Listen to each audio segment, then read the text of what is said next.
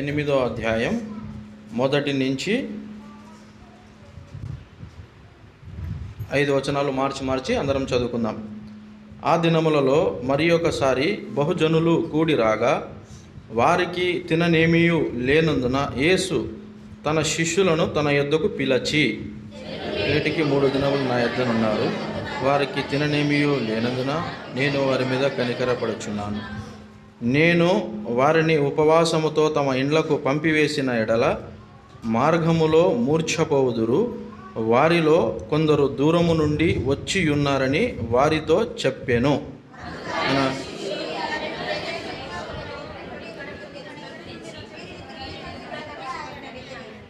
ఆయన మీ యొద్ద ఎన్ని రొట్టెలున్నవని వారిని అడుగగా వారు 7 అనిరి. చివరి వచనం 6 కూడా చదువుకుందాం, అందరం చదువుకుందాం. అప్పుడు ఆయన నేల మీద కూర్చుండుడని జనులకు ఆజ్ఞాపించి ఆ 7 రొట్టెలు పట్టుకొని కృతజ్ఞతాస్తుతులు చెల్లించి విరిచి వడ్డించుటకై తన శిష్యులకిచ్చెను. వారు జనసమూహమునకు వడ్డించిరి. చిన్న ప్రార్థన చేసుకుందాం. తలలు వంచండి. ప్రభు మనతో మాట్లాడలాగున ప్రభు సహాయం కోరుకుందాం. పైనున్న మా ప్రియ పరలోకపు తండ్రి, పరిశుద్ధమైన దేవ, మీ కొందనాలు, స్తుతులు, స్తోత్రాలు చెల్లిస్తూ ఉన్నాం. అపారమైన, అద్భుతమైన, శాశ్వతమైన మీ ప్రేమకై వందనాలు. ఈరోజంతట్లో ఉదయకాలం నుంచి మీరు మాకు తోడుగా ఉన్నారు. పాటల ద్వారా మీరే మహిమను పొందినారు. ఆరాధన వాక్యంలో సహాయపడతా వచ్చినారు. ప్రభా, మరియ అత్తరుబుడ్డి తీసుకొచ్చి తన తల వెంట్రుకలతో మీ పాదాలకు పూసిన విధానాన్ని బట్టి వందనాలు. ప్రభా, తను ఘనమైన తన తల వెంట్రుకలను మీ పాదాల దగ్గరికి తీసుకొచ్చి మిమ్మల్ని ఆరాధించడం జరిగింది. నేను కూడా పాపిని, దౌర్భాగ్యుని, దుర్మార్గుణ్ణి అయినప్పటికీ మీరు నన్ను జ్ఞాపకం చేసుకుని ఇచ్చిన రక్షణ, పాప క్షమాపణకై వందనాలు.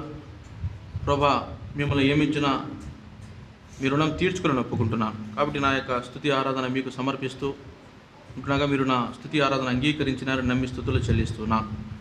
కృపగల తండ్రి, చదువుకున్న ఈ లేఖన భాగాన్ని మా వెనుకిడిలో దీవించండి. బల్లవాక్యంలో కూడా మీరు సహాయపడతా వచ్చినారు, వందనాలు. ఈ చివరి మెసేజ్లో మీ కృప మాకు మెండుగా దయచేయండి. మీ ఆత్మ కుమ్మరించండి. తండ్రి ఆత్మ నీలో ఉండి మాట్లాడుచున్నాడే కానీ మాట్లాడేవారు మీరు కాదు అన్నారు. కాబట్టి మీ ప్రజలకు ఏది మేలో క్షేమమో అదే మీరు అనుగ్రహించండి. కాని మాట నాలో నుంచి తీసివేయండి. ప్రభా, మీ మాటనే ఉంచండి. మీరు తప్ప మాకు ఎవరూ కనబడకూడదు. మీ స్వరము తప్ప మేము ఏది కూడా వినపడకూడదు. వచ్చిన వారు ఎవరైతే దుఃఖంలో ఉన్నారో, సమస్యల్లో, బాధల్లో, ఇబ్బందుల్లో ఉన్నారో అటువంటి వారిని కరుణించండి. సంశయంతో, అతిశయంతో, లేకపోతే ప్రభా ఎన్నో రకాల ప్రశ్నలతో వచ్చిన వారు ఉంటే వారిని కూడా దర్శించండి. రక్షణ ఉన్నవారిని బట్టి వందనాలు. రక్షణ లేని వారికి రక్షణ కార్యాన్ని జరిగించండి. మీ వాక్యము బయలు వెళ్ళుట తోడనే వెలుగు కలిగెను అన్నారు. ప్రభా, చీకటిని వెలుగుగా మార్చే దేవుడివి. చీకటి హృదయాలను వెలుగుగా మార్చి మహిమను పొందమని, గొప్ప కార్యాన్ని మీరు జరిగించి మహిమను పొందమని మాకు ఇచ్చిన ఈ సహవాసాన్ని బట్టి వందనాలు చెల్లిస్తూ యేసుక్రీస్తు వారి నామములో విశ్వాసంతో స్తుతించి ప్రార్థించి అతి వినయంగా అడిగి వేడుకుంటున్నాం మా ప్రియ పరలోకపు తండ్రి, ఆమేన్. దేవుని బిడ్డలారా, ఈ మార్కు సువార్త 8వ అధ్యాయము ఎంతో అద్భుతమైన అధ్యాయంగా మనం చూడొచ్చు. మనము పరిగెడతా చదివితే బైబిల్లో ఏం అర్థం కాదు. పరిగెడతా చదివితే బైబిల్ అర్థం కాదు. కాబట్టి మనం చదివే ఒక అధ్యాయమైన ఒక రోజుకు దాన్ని 3 పూట్లుగా చేసుకొని చదివినా మంచిదే, లేదా ఒకటే అధ్యాయం 3 పూట్ల చదివినా మంచిదే. ఎంత ఎక్కువగా మనము ఆ అధ్యాయం లోతుల్లోకి వెళ్ళి మనం చదవడం ద్వారా సముద్ర గర్భంలోకి మనం వెళ్ళే కొద్దీ అక్కడ మనకు విలువైన వస్తువులు దొరుకుతాయి. అలా దేవుని వాక్యంలో మనం లోపలికి వెళ్ళే కొద్దీ ఎంతో మనకు తృప్తి కలిగించే, అంతేకాకుండా మన హృదయాన్ని ఛేదించే వాక్యం మనకు అక్కడ దొరుకుతుంది. మన సేవకుడు అన్న చెప్పినట్లు మీకు 3వ మెసేజ్ అనేసరికి ఎక్కడ లేని బాధ ఒకవేళ వచ్చి ఉండొచ్చు, లేకపోతే కొత్త వాళ్ళు కాబట్టి సరేలే ఈరోజు అడ్జస్ట్ అవుదామని అని ఉండొచ్చు. ఏది ఏమైనప్పటికీ కూడా ఇక్కడ మనం చూస్తే ఈ అధ్యాయంలో మనం గమనించినప్పుడు 2వ వచనంలో జనులు నేటికి 3 దినముల నుండి నా యొద్దనున్నారు అని ఇక్కడ ఉంది. యేసుప్రభు వారి దగ్గర 3 దినాలు జనులు ఉన్నారు. 3 దినాలు ఏం చేస్తున్నారు చెప్పండి? వాక్యం వింటున్నారు. 3 దినాలు దేవుని దగ్గర వాక్యం వింటున్నారు. మనం 15 నిమిషాలు 3 మెసేజ్లు వినడానికి చాలా ఇబ్బంది పడతాం. మనము వినేది ఇది రాజకీయ ప్రసంగం కాదు, గుర్తుపెట్టుకోండి. రెండోది, మనం వినేది రోడ్ల మీద పోయే ఉచిత సలహాలు ఇచ్చేది కూడా కాదు, జీవం గల వాక్యం. కాబట్టి జీవం గల వాక్యం మనం వినేటప్పుడు మనకు విలువైన మాటలు ఇందులో ఉంటాయి. ఒక్క మాట దొరికినా చాలు, మన జీవితాలు మారిపోతాయి. బయట దొరికే వేల మాటలతో మనం పోల్చుకున్నప్పుడు అక్కడేం దొరకదు మనకు. ఇక్కడ ఒక్క మాట దొరికినా మన జీవితాలు మారిపోతాయి, మన బ్రతుకులు మారిపోతాయి, మన కుటుంబాలు కట్టబడతాయి. అంతేకాకుండా ఎన్నో ప్రశ్నలకు సమాధానం ఒక్క మాట అయినా మనకు దేవుని దగ్గర దొరుకుతుంది. కాబట్టి ఆనాటి ప్రజలు మనము చూస్తే 3 దినాలు వారికి అన్నం ఏం పెట్టకుండా వాక్యం చెప్పినాడు దేవుడు. అన్నం పెట్టడానికి లేక కాదు, అంటే వచ్చేవారు వాక్యము అయిన ఆహారం కొరకు వస్తున్నారా, శారీరక ఆహారం కొరకు వస్తున్నారా అనేది దేవుడు బహుశా భావించి 3 దినాలు వాళ్ళకు వాక్యమే చెప్పినాడు. 3 దినాలు వాక్యం చెప్పినా అక్కడ 4,000 మంది ఉన్నట్లు. మరి స్త్రీలు పిల్లలు చూస్తే ఎంతమంది ఉన్నారో మనకు తెలియదు.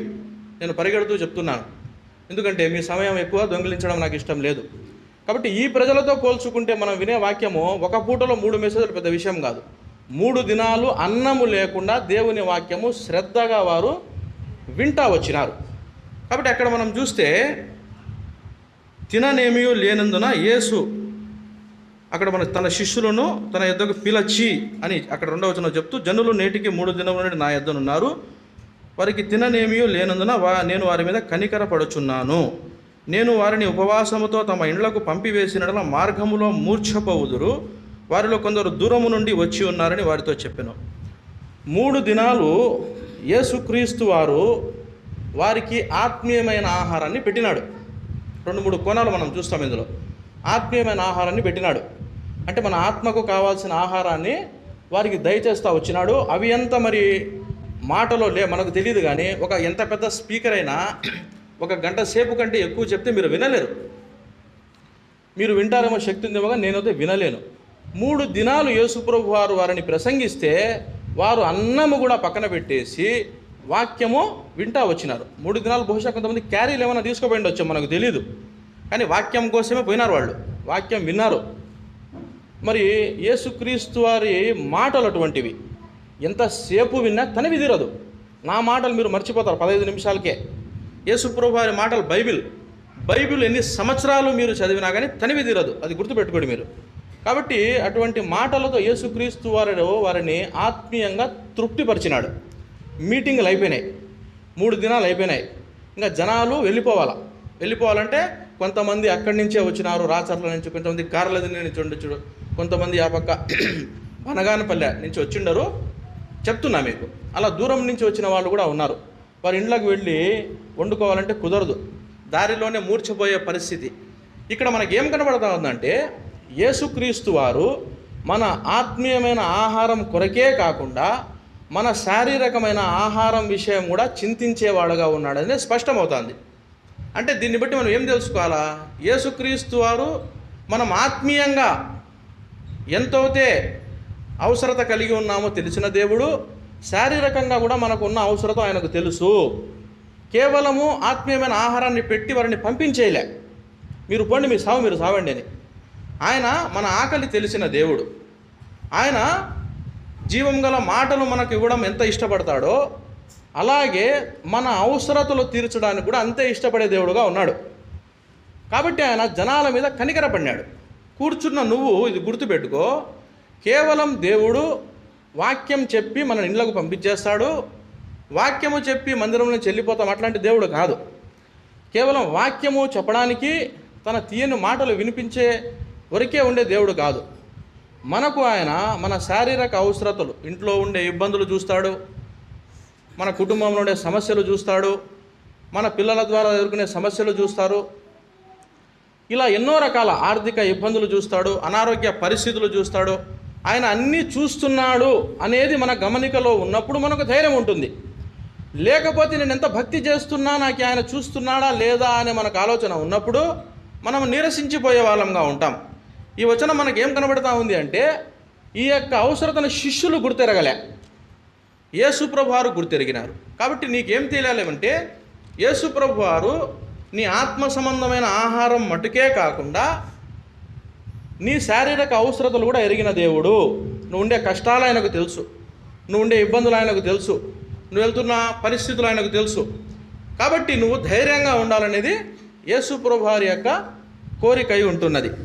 అలా మనము కిందికి వస్తే 4వ వచనంలో చూస్తే, అందుకు ఆయన శిష్యులు ఈ అరణ్య ప్రదేశంలో ఒకడెక్కడ నుండి రొట్టెలు తెచ్చి వీరిని తృప్తిపరచగలడని ఆయనను అడిగిరి. శిష్యులకు చెప్పినాడు, అయ్యా వీరు ఇలాగే ఇండ్లకు పోతే వీళ్ళు మూర్ఛపోతారు, కింద పడిపోతారు, కాబట్టి వీళ్ళకు రొట్టెలు ఏం చేస్తామని అడిగినాడు. అడిగితే శిష్యులు, అరణ్యములో ఒకడు ఇంతమందికి రొట్టెలు ఎలా తేగలడు అని. ఈ రాచర్ల ప్రాంతం మనం చూస్తే ఇది ఒక ఊరు, ఇక్కడ అన్ని వస్తువులు దొరకవు. ఈ మీటింగు పెట్టుకున్న ప్లేసు బహుశా మనము చూస్తే కొండ ప్రాంతం అయి ఉండొచ్చు, అరణ్యములు ఉంది. ఈ కొండ ప్రాంతంలో అంగళ్ళు ఉండవు, వండేవారు ఉండరు, అంగళ్ళు సరుకులు కొనడానికి ఉండవు, హోటళ్ళు ఉండవు. కాబట్టి పరిస్థితి ఎట్లుందంటే అందరూ ఆకలితో ఉన్నారు, ఆకలి అనే సమస్యతో అందరూ ఉన్నారు, కానీ ఆహారానికి అక్కడ ఏమి ఉన్నట్లు కనబడటం లేదు, ఆహారానికి ఏమి ఉన్నట్లు. శిష్యులను ఆ విషయం అక్కడ అడిగినప్పుడు శిష్యులు ఏం చూస్తున్నారంటే, అరణ్యంలో ఎక్కడి నుంచి మనం ఇంతమందికి తీసుకురాగలము? ఇప్పుడు ఉన్నట్టుండి 1000 మందికి భోజనం అంటే సరుకులు ఉండవు ఈ ఊరిలో కూడా. ఉన్నట్టుండి 4000 మందికి భోజనం అంటే ఎన్ని బియ్యము కావాలా, ఎన్ని బ్యాడ్లు కావాలా, ఎన్ని స్టవ్లు కావాలా, ఎన్ని కట్టెలు కావాలా, వంట చేసే వాళ్ళు ఎంతమంది కావాలా, చాలా పెద్ద ప్రాసెస్ అది. కాబట్టి శిష్యులు ఏం చూస్తున్నారంటే, అయ్యా ఇది సాధ్యం కాదు, వదిలేస్తాం వాళ్ళను, వాళ్ళ వాళ్ళు సస్తారు అని చెప్పినట్లుగా మనం చూస్తూ ఉన్నాం. కాబట్టి యేసుక్రీస్తు వారు అక్కడ ఎందుకు శిష్యులను జ్ఞాపకం చేస్తూ వచ్చినాడంటే, దానికి ముందు ఇట్లాంటి సందర్భమే ఒకటి వచ్చినప్పుడు యేసుక్రీస్తు వారు దాదాపు 5000 మందికి ఆహారాన్ని పెట్టినాడు. ఒక చిన్న పిల్లవాని దగ్గర తీసుకొని 5000 మందికి ఆహారాన్ని పెట్టి 5000 మంది తిన్న తర్వాత 12 గంపలు ఎత్తినారు వాళ్ళు మిగిలింటే.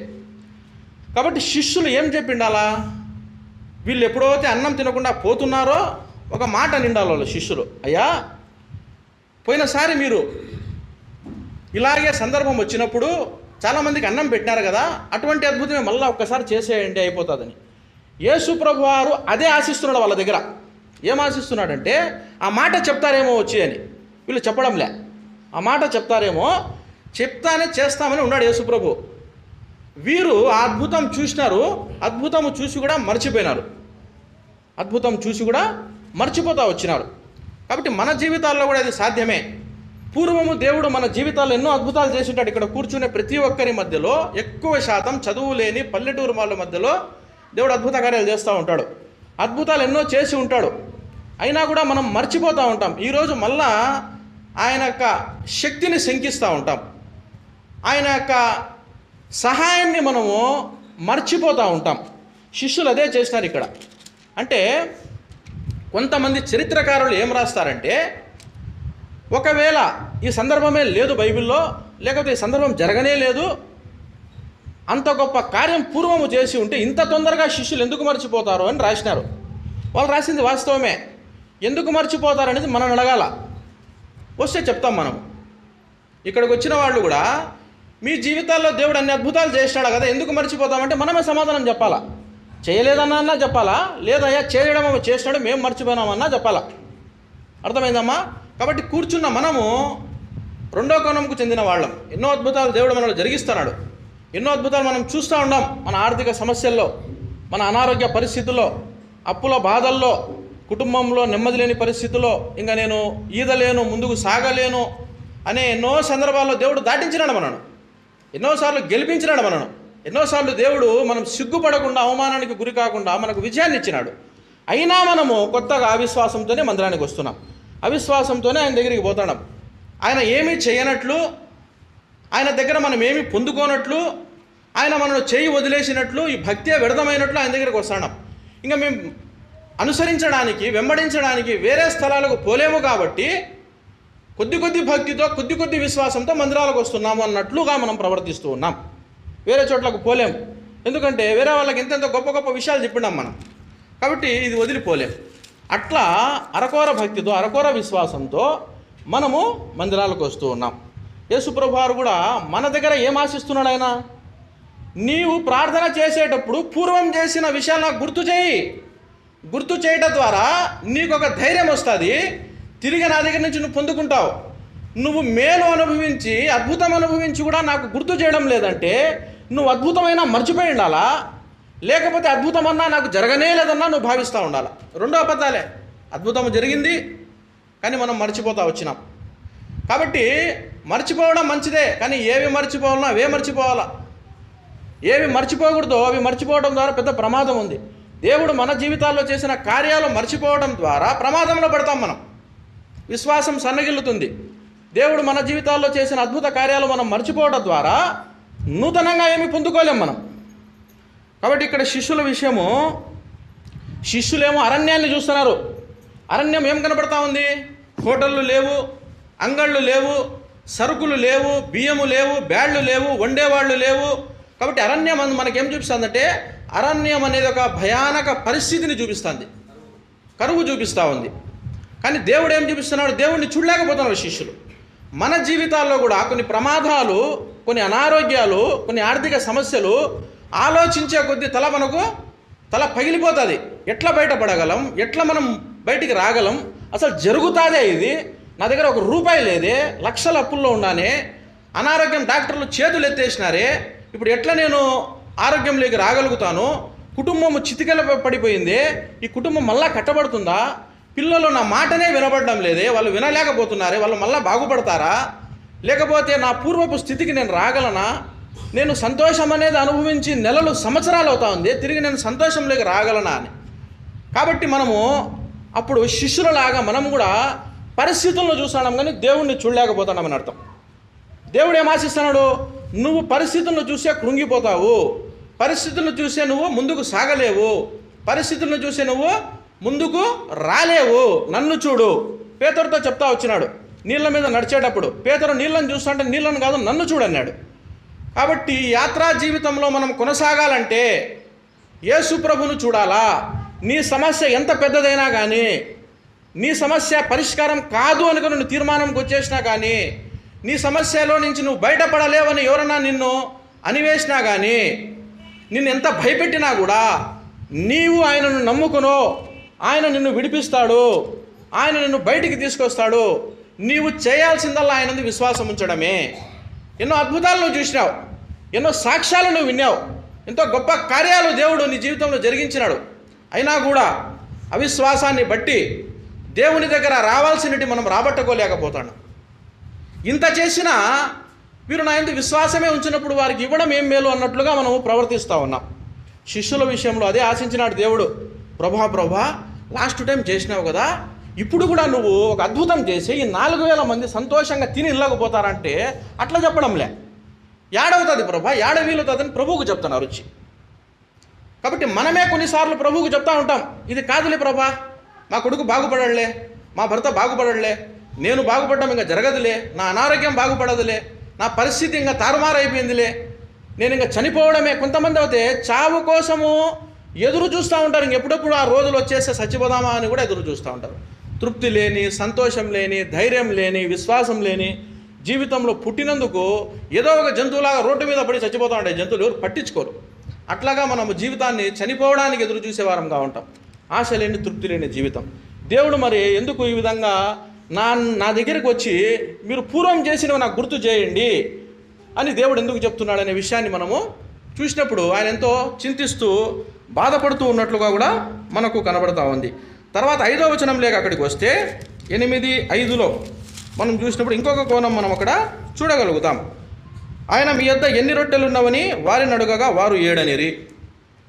జస్ట్ కొద్దిసేపు ముందు వరకు అయ్యా ఇంతమందిని పోషించడానికి అరణ్యంలో ఎక్కడి నుంచి తీసుకొస్తాం అన్నవాళ్ళు మీ దగ్గర ఎన్ని ఉన్నాయంటే 7 ఉన్నాయంటున్నారు. అంటే ఈ శిష్యులు ఎట్లున్నారంటే ఈ అందరు వెళ్ళిపోతే కన్నా మేము భోజనం చేసుకుందాంలే అని ఉన్నారు. అందరూ పోనీ చాలాసార్లు మనము కూడా అట్లాంటి స్వార్థపూరితమైన జీవితం కలిగి ఉంటాం. స్వార్థపూరితమైన జీవితం. శిష్యులు యేసుప్రభుతో ఉన్నవారు, యేసుప్రభు కనికరమైన మనసు కలిగి ఉన్నాడు. యేసుప్రభు శిష్యులు కనికరమైన మనసు కలిగి లేరు. శిష్యులు అంటే గుర్తుపెట్టుకోండి, క్రైస్తవులు అనబడిరి. ఈరోజు క్రైస్తవులు కనికరము చూపించడం లేదు, ఇతరుల మీద ప్రేమ చూపించడం లేదు. యేసుప్రభు వారు ప్రేమ చూపిస్తున్నాడు కానీ మన ప్రేమ చూపించడం లేదు. బయటికి మీరు వెళ్తే యేసుప్రభు వారిని చూడడానికి ముందుగా నిన్ను చూస్తుంది, నన్ను చూస్తుంది. ఈరోజు నీవు కనికరం చూపించలేక, ప్రేమ చూపించలేక కారణాన్ని బట్టి సంఘంలోకి ఎవరు రావడం లేదు. శిష్యులు కూడా స్వార్థపూరితులుగా ఉన్నారు. 7 రొట్టెలు పెట్టుకున్నారు, పోయిన తర్వాత తిందాంలే అని ఉన్నారు. 7 రొట్టెలే కదా, ఇంతమందికి పంచలేంలే అనుకొని ఉన్నారు. అది అది అది వాస్తవమే. ఇప్పుడు బల్ల రొట్టె చేస్తే 1-2 చేస్తారు. 50 మందికి 60 మందికి 2 రొట్టెలు కూడా సరిపోవు. కొన్నిసార్లు తుంచి తీసుకోండి అంటూ ఉంటాం మనం, ఎక్కడైపోతుందో అని. అటువంటిది 7 రొట్టెలు 4000 మందికి సరిపోవు. వారు వాస్తవమే చెప్తున్నారు. కానీ దేవుని దగ్గర అది చలామణి కాదు. దేవుడు ఏమైనా చేయగలడు. ఇక్కడ రాబోయే దినాల్లో పరిచర్య చేయాల్సిన వాళ్ళు స్వార్థం ఉంది వాళ్ళల్లో, విశ్వాసం లేదు వాళ్ళల్లో. దేవుడు చేసిన గొప్ప కార్యాలను దేవుడికి గుర్తు చేయడంలే వాళ్ళు. కాబట్టి రాబోయే దినాల్లో దేవుడు నిన్ను వాడుకోవాలని ఆశిస్తున్నాడు. రాబోయే దినాల్లో దేవుడికి నువ్వు మహిమ తీసుకురావాలని ఆశిస్తున్నాడు. రాబోయే దినాల్లో దేవుడు నీ ద్వారా గొప్ప కార్యాలు చేయాలని ఆశిస్తున్నాడు. నువ్వేమో విశ్వాసం లేని దానవుగా స్వార్థము కలిగి జీవిస్తూ ఉన్నాం మనం. కాబట్టి ఇక్కడ చూస్తే యేసుప్రభు వారిని రొట్టెలు అడగడానికి దానికి ముందు 5000 మందికి ఇచ్చినప్పుడు చిన్నపిల్లల దగ్గర తీసుకున్నారు. వీళ్ళు మటుకు ఇవ్వడంలే. కాబట్టి యేసుప్రభు వారు ఏది అవుతామని వాళ్ళ దగ్గర అడిగి తీసుకున్న తర్వాత అవి పంచిపెట్టినాడు. పంచిపెడితే వారందరూ తిన్నారు. తిన్న తర్వాత మనకు చూస్తే 4000 మంది తిన్న తర్వాత 7 గంపలు ఎత్తిరి అని అక్కడ మనము చూడగలుగుతూ ఉన్నాం. కాబట్టి దేవుని బిడ్డలారా, ఇక్కడ మనకు ఏమర్థమవుతుంది అనే విషయాన్ని మనం గమనించినప్పుడు యేసుప్రభు వారు కేవలము శారీరకమైన ఆహారం, కేవలం ఆత్మీయమైన ఆహారాన్నే కాదు, మన శారీరక ఆహారమైన వాటి విషయమే కూడా చింత కలిగి ఉన్నాడు. కేవలము యేసుప్రభు వారు మన ఆత్మీయమైన విషయాలే కాదు, మన శారీరక అవసరతల విషయం కూడా ఉద్దేశం కలిగి ఉన్నాడు అనేది మనకు ఈ యొక్క భాగంలో మనం చూడగలుగుతా ఉన్నాం. రెండో విషయాన్ని మనం చూస్తే శిష్యులు అరణ్యాన్ని చూస్తున్నారు కానీ, కరువును చూస్తున్నారు కానీ, జరగని వాటి వైపు దృష్టి పెట్టి ఉన్నారు కానీ, చేసే గొప్ప దేవుడు జీవాహారం నేనే అయి ఉన్నానని పక్కన చెప్పే దేవుని మీద విశ్వాసం కలిగి లేరు. గుడికి వస్తున్నా మనకే విశ్వాసం లేదు. బయట వాళ్ళకు ఉండాల విశ్వాసం ఎట్లా కోరుకుంటాం మనము? గుడికి వచ్చే మనకే విశ్వాసం లేనప్పుడు శిష్యులు అటువంటి పరిస్థితిలోనే ఉన్నారు. వారు యేసు ప్రభువుతో ఉండి పూర్తి విశ్వాసంలో లేరు. వాళ్ళు ఆయన చేయగలడని నమ్మలేకపోతున్నారు. పోనీ దానికి ముందన్నా జరగలేదంటే దానికి ముందు జరిగిన సందర్భం ఉంది. నీ జీవితంలో కూడా ఎన్నో జరిగిన సందర్భాలు ఉన్నాయి, గుర్తు చేసుకో. నీ భక్తి నీకు ధైర్యము పుట్టించదా అని ఉంది. దేవుడు నీకు చేసిన కార్యము నీకెందుకు ధైర్యం పుట్టించలేకపోతా ఉంది? నేను బయటపడగలనని. దేవుడు నీ జీవితంలో చేసిన గొప్ప కార్యాలు ఎందుకు నువ్వు గుర్తు చేసుకోలేకుండా? అంత మతిమరపు అయిపోయిందా? అంత మనకు పనికిరాని తెలివి అయిపోయిందా? లేకపోతే మనం అసలు ఏమన్నా గ్రహింపు లేని వారంగా ఏమన్నా ఉన్నామా? కాబట్టి ఈ విషయం మనతో బాధపడే వారంగా ఉండాలా. ఈ మీటింగ్స్ అరణ్యంలో జరగడానికి ఒక కారణం ఉంది. అరణ్యంలో కాకుండా బయట జరిగి ఉంటే, టౌన్లో జరిగి ఉంటే వీళ్ళు పొద్దున సాయంత్రం పోయి హోటళ్ళలో తినొచ్చేవాళ్ళు, లేదా సరుకులు కొనుక్కొని వచ్చేవాళ్ళు. అరణ్యంలో జరగడాన్ని బట్టి అవకాశం లేకుండా తీసివేసినాడు దేవుడు. అక్కడ సరుకులు కొనే అవకాశం లేదు, హోటళ్ళు ఉండే అవకాశం లేదు. దేవుడు గొప్ప కార్యం చేయడానికి ముందుగా అవకాశాలు తీసేస్తాడు. ఎందుకంటే అవకాశాలు ఉంటే నువ్వు పని చేసుకుంటావు, అవకాశాలు ఉంటే నువ్వే హోటల్కు పోయి తింటావు, అవకాశం ఉంటే ఆ సరుకుల అంగట్లోకి పోయి సరుకులు తెచ్చి వీళ్ళే పెడతారు. అవకాశం లేకుండా చేసినాడు. నీ జీవితంలో కూడా దేవుడు, నా జీవితంలో కూడా గొప్ప కార్యం చేయబోయే ముందు అవకాశం లేకుండా చేసేస్తాడు. అవకాశం లేకుండా చేసి వేస్తున్నాడంటే ఒక సిగ్నల్, నువ్వు నా మీద ఆధారపడు, తొందరలో నేను గొప్ప కార్యం చేయబోతున్నాను. అవకాశం లేకుండా చేసేసినప్పుడు మనం నిరసించిపోతాం, మందిరాలు మానేస్తాం. అవకాశాలు తీసివేసినప్పుడు మనము చాలా బాధపడిపోతాం. అవకాశాలు తీసివేసినప్పుడు మనం ఎంతగానో దుఃఖపడిపోతాం. ఆ యొక్క సిగ్నల్ను మనం క్యాచ్ చేయలేం. దేవుడు అవకాశాలు తీసేసినాడంటే బహుశా నన్ను సమీపించు అంటున్నాడేమో. నీ ఇంట్లో బియ్యం ఉన్నాయనుకో, నువ్వు బాధపడవు. బియ్యం లేనప్పుడే దేవుడు నీకు గుర్తొస్తాడు, నువ్వు ఇప్పుడు ప్రార్థన చేయగలుగుతావు. కాబట్టి అవకాశాలు తీసివేసినప్పుడే దేవుడికి మనము సమీపించగలము అనే విషయాన్ని మనకి ఇక్కడ స్పష్టంగా అర్థమవుతా ఉంది. కొన్నిసార్లు దేవుడు అద్భుతాలు చేసే ముందు అవకాశాలను తీసివేస్తాడు అనే విషయాన్ని మనము జ్ఞాపకం చేసుకోవాలా. కాబట్టి మనము చూస్తే ఇటువంటి అవకాశాన్ని తీసివేసిన సందర్భం యోహాను సువార్త 11వ అధ్యాయము త్వరగా చూసుకుని మనం ముగించుకుందాం. యోహాను సువార్త 11వ అధ్యాయము 14-15 వచనాలు.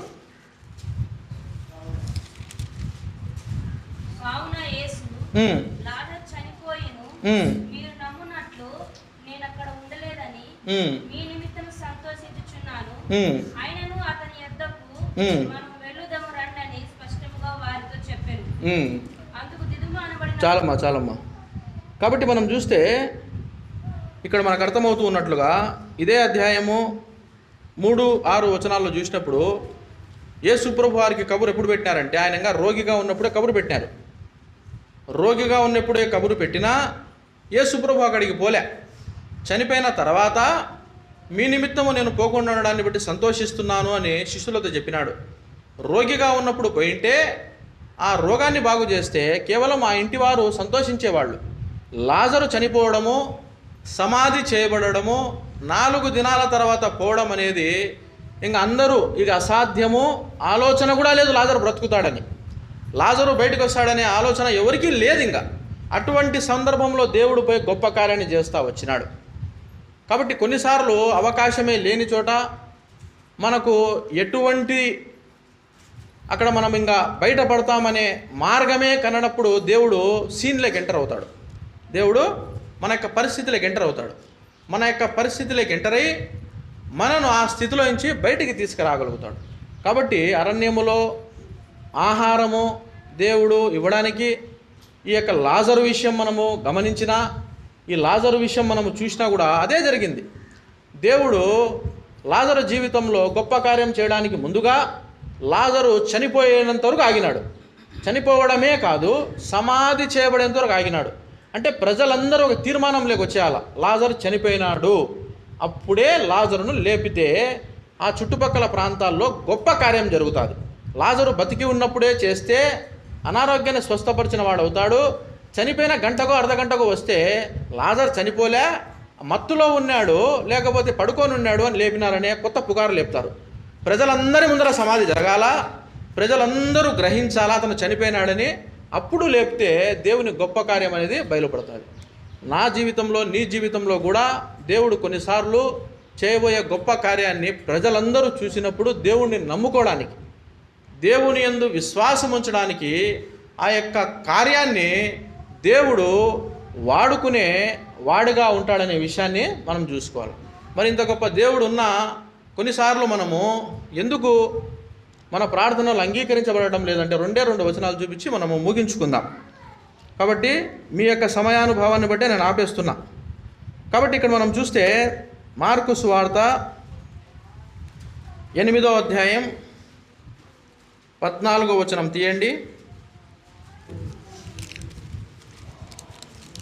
వారు తినుటకు రొట్టెలు తెచ్చుటకు మరచిరి. దోణిలో వారి యొద్ద ఒక్క రొట్టె తప్ప మరేమీ లేకపోయేది. ఆయన చూచుకొనుడి, పరిసయ్యుల పులిసిన పిండిని గూర్చియు హేరోదు పులిసిన పిండిని గూర్చియు జాగ్రత్త పడుడని వారిని హెచ్చరింపగా, వారు తమ యొద్ద రొట్టెలు లేవనియు తమలో తాము ఆలోచించుకొనిరి. యేసు అది ఎరిగి, మన యొద్ద రొట్టెలు లేవని మీరెందుకు ఆలోచించుకొంచున్నారు? మీరింకను గ్రహింపలేదా, వివేచింపలేదా? మీరు కఠిన హృదయం గలవారే ఉన్నారా? మీరు కనులుండి చూడరా, చెవులుండి వినరా, జ్ఞాపకం చేసుకున్నరా? నేను ఆ 5,000 మందికి 5 రొట్టెలు విరిచి పంచిపెట్టినప్పుడు మీరు ముక్కలు ఎండి గంపల నుండి ఎత్తురని వారిని అడిగాను. వారు 12 అని వారితో చెప్పిరి.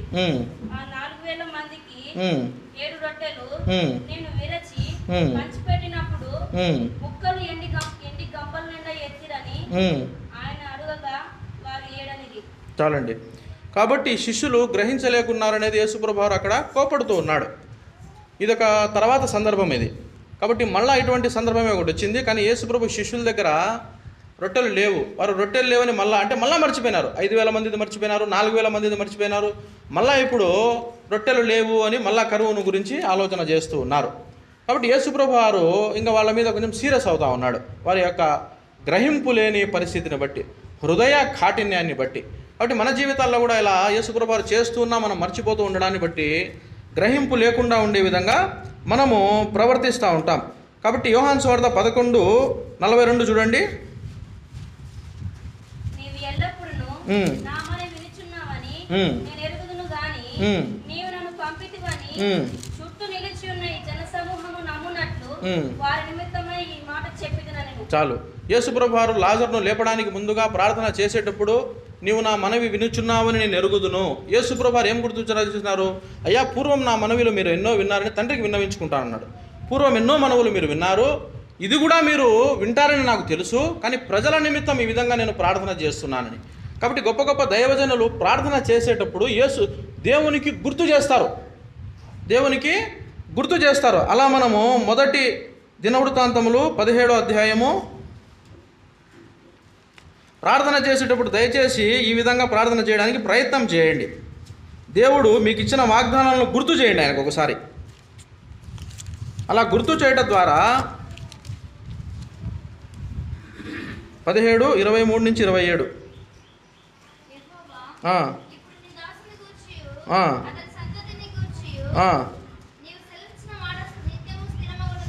నీవు సెలవిచ్చిన మాట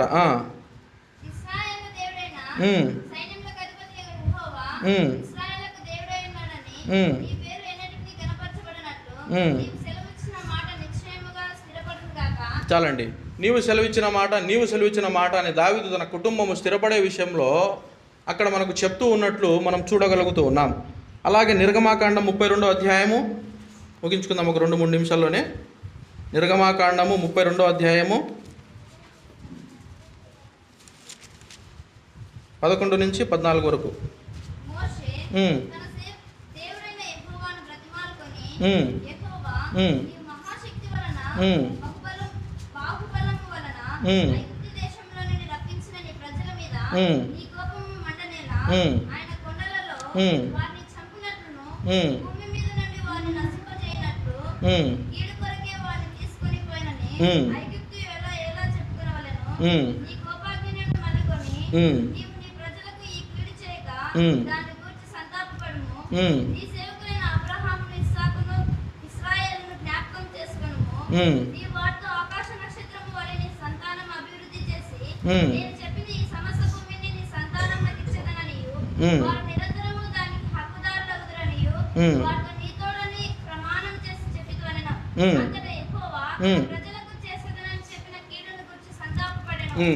మోషే ఏం చేస్తున్నాడు? ఈ ప్రజలు తిరుగుబాటు చేసేసినారు దేవుని మీద.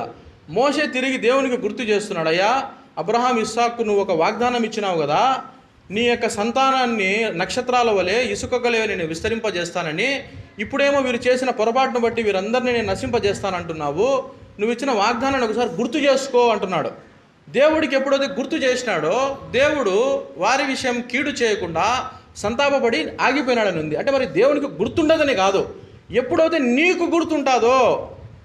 ఎప్పుడు గుర్తుంటుంది నీకు? నువ్వు ఆయన ఎందుకు విశ్వాసం ఉంచినప్పుడు ఆయన నీకు ఇచ్చిన వాగ్దానం గుర్తుంటుంది. 4 రోజులు చేసి నువ్వు మర్చిపోతున్నావు అంటే ఆయన మీద విశ్వాసం నీకు లేదని. కాబట్టి నీకు దేవుడిచ్చిన వాగ్దానాలను తిరిగి బయటికి తీసుకురా. ఆయనకు రోజు గుర్తు చేయి. ఆయనకు నువ్వు రోజు గుర్తు చేయి. నీ కుటుంబ విషయంలో ఏం వాగ్దానాలు ఇచ్చినాడో, నీ వ్యక్తిగత విషయంలో ఏం వాగ్దానాలు ఇచ్చినాడో, మీ పిల్లల విషయం ఏం వాగ్దానాలు ఇచ్చినాడో, మీ అనారోగ్యం విషయం ఏం వాగ్దానాలు ఇచ్చినాడో, ఇలా మీరు ఆయనకు జ్ఞాపకం చేస్తే తప్పకుండా మన దేవుడు ఇచ్చిన వాగ్దానాన్ని పక్కన పెట్టాడు. మన దేవుడు మాట ఇచ్చి తప్పేవాడు కాదు, అవునని చెప్పి కాదను వాడే ఉండలేదు అని ఉంది. కాబట్టి నీలో ఉంది ఇప్పుడు దేవుడికి నువ్వు గుర్తు చేయడం. తర్వాత నెహెమ్యా రాసుకోండి, మీరు తర్వాత చూస్తురు. నెహెమ్యా 1వ అధ్యాయం 8-11 వచనాలు. నెహెమ్యా గ్రంథము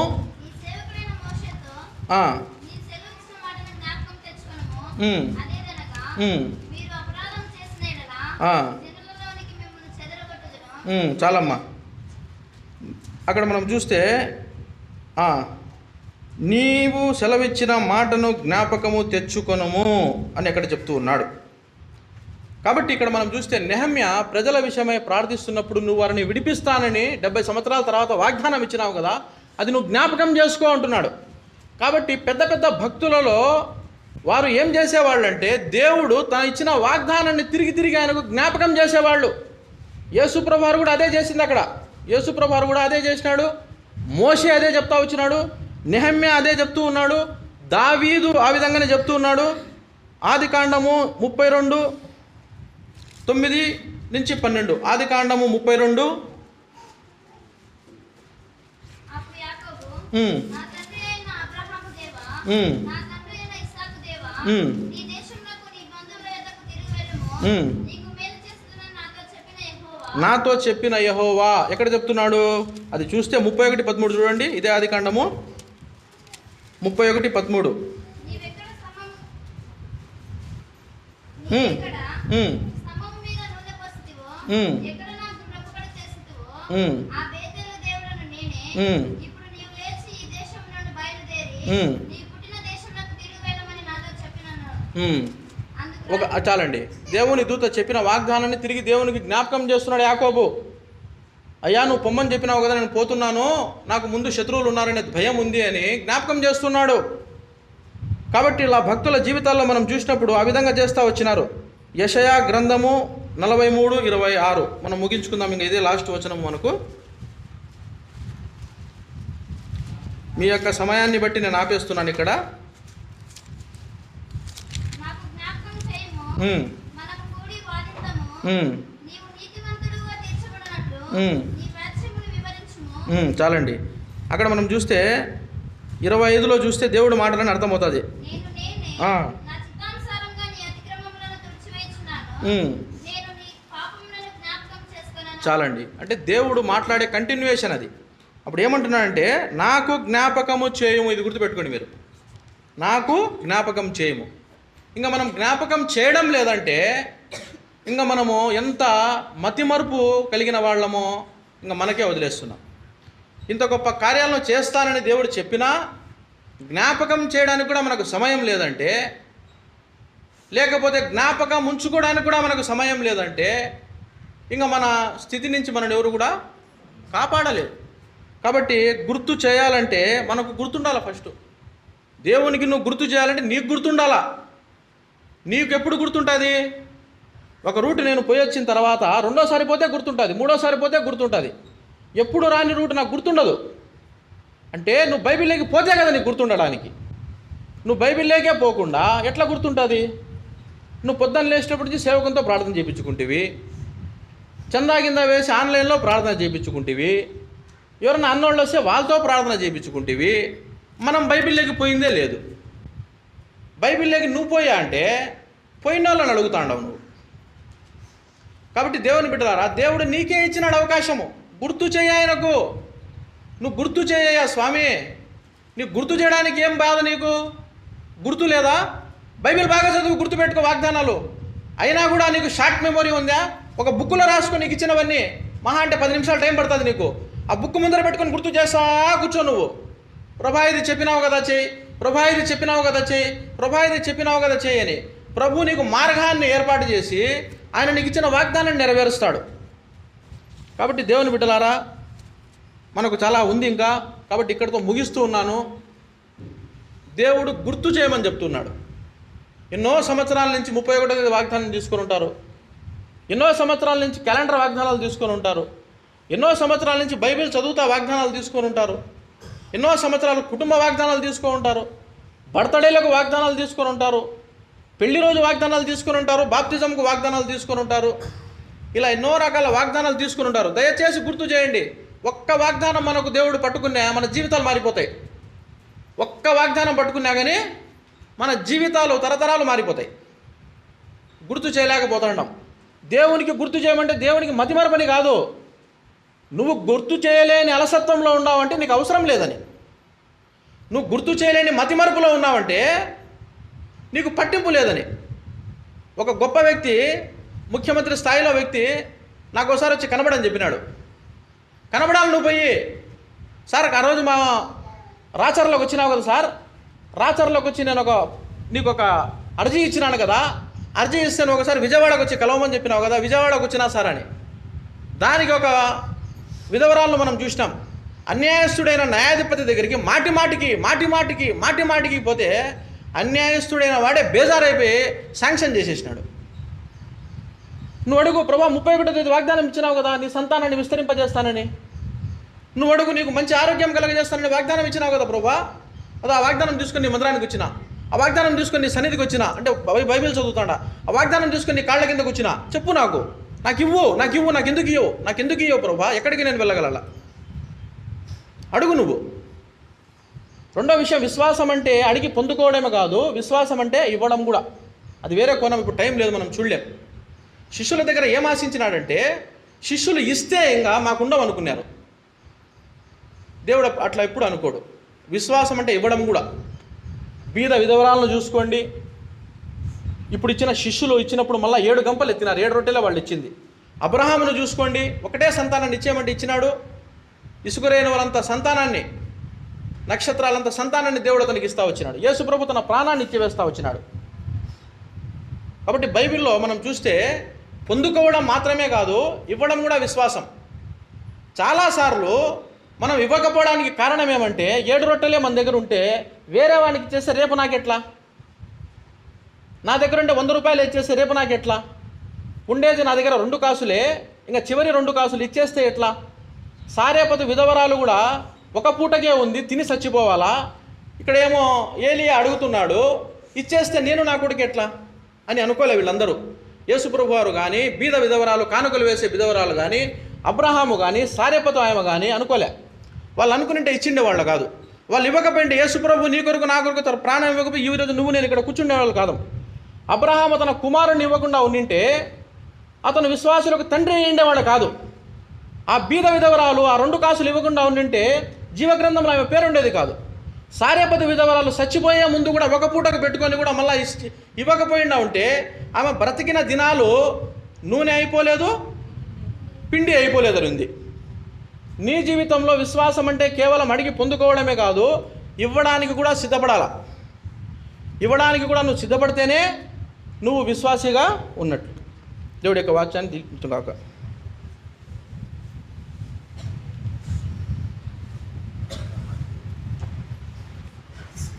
ప్రార్థన చేస్తాం. ప్రేమగల తండ్రి, ఈ వాక్యం చేత మాతో మాట్లాడినారు. ఈ వాక్యాన్ని నీరు కట్టి ఫలం చేయండి. వారి జీవితాల్లో ఒక దినాన్ని దీని ఫలం చూడగలిగినట్లు సాయం చేయండి. మీ దాసును కూడా దీవించండి. యేసు నామమున ప్రార్థించి వేడుకున్నాం తండ్రి, ఆమేన్. దయచేసి అందరు లేచి నిలబడి పాట పాడతాం. ఆ సమయంలో కానుకలు సమర్పిస్తాం.